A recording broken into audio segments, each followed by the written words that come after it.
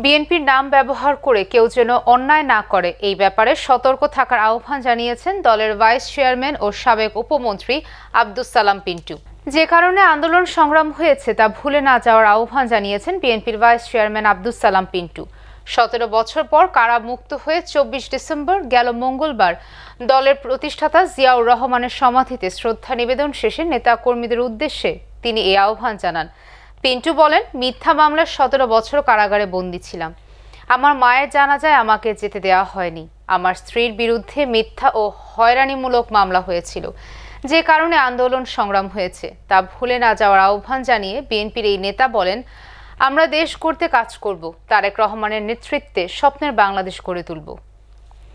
এর আগে সকালে গাজীপুরের কাশিমপুর কেন্দ্রীয় কারাগার থেকে বেরিয়ে আসেন বিএনপির ভাইস চেয়ারম্যান আব্দুস সালাম পিন্টু।